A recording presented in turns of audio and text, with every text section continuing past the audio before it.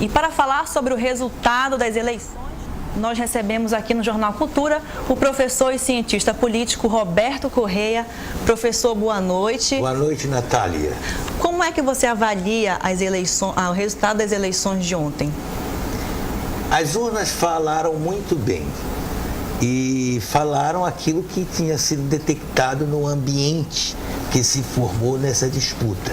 Detectado por quê? Pelo menos na proximidade das eleições, os institutos aqui, as pesquisas a que eu tive acesso, mostravam um empate técnico.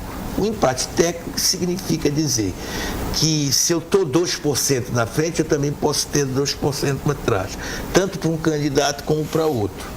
Então, você viu que a vitória de um candidato não ultrapassa décimos, 10 décimos.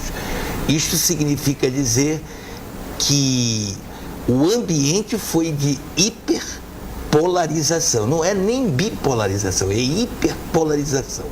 O que isso significa?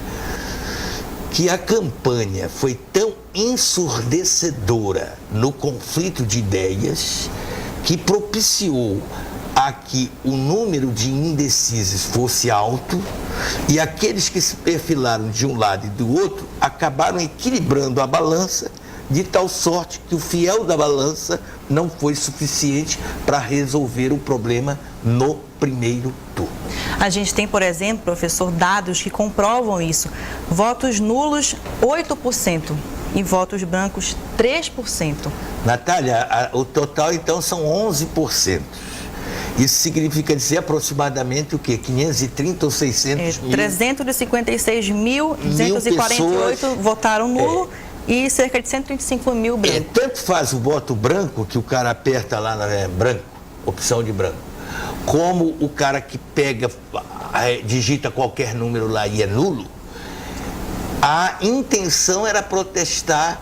A maior parte dos que acabaram fazendo o voto branco e nulo estavam respondendo digamos, aos estímulos psicológicos de uma campanha que não conseguiu responder o que os candidatos vão fazer.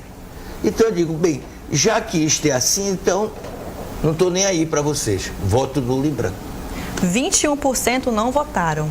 Bem, aí a culpa é da Justiça Eleitoral, que proibiu o transporte pago pelos candidatos. A ironia que eu estou fazendo é que muita gente que tem domicílio... Não foi em forma de protesto isso? Não, tem domicílio eleitoral no interior e que encontra-se aqui na cidade, entre pagar uma multa de R$2, R$3 e gastar 20, 30, 50, 60, às vezes até passagem de avião para ir votar, prefere ou justificar o voto, justificar a abstenção, ou pagar a multa.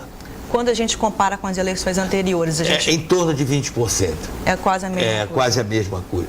O Pará tem grandes distâncias, sujeitos muitas vezes à dificuldade das pessoas chegarem em tempo para votar e retornar e votar. Isso não acontece somente na democracia brasileira. É uma das que tem menor índice das democracias do Ocidente, deste lado aqui do Atlântico. É uma das que tem menor índice de abstenção. Nos Estados Unidos, a abstenção é mais de 50%. A média de comparecimento é 48% do eleitorado. Talvez porque lá o eleitor diga, já está tudo resolvido, não é preciso votar, eu não sou obrigado a votar. Pronto. Então, agora para o segundo turno, quem vai fazer a diferença? Vai ser as pessoas que votaram brancos e nulos ou as pessoas que não votaram? Desculpe, mas eu tendo a acreditar que são os candidatos.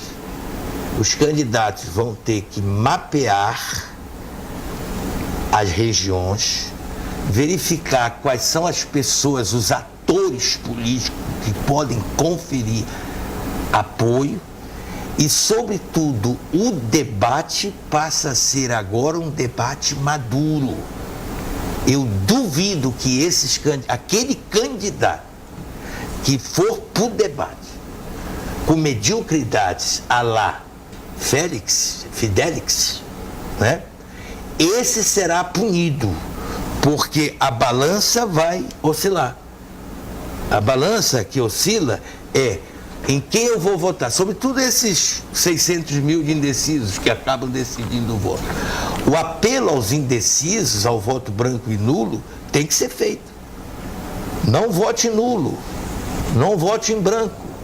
Vote nestas propostas, é o que os candidatos vão ter que dizer. Tá ok, professor. Muito obrigado. Uma boa noite para você.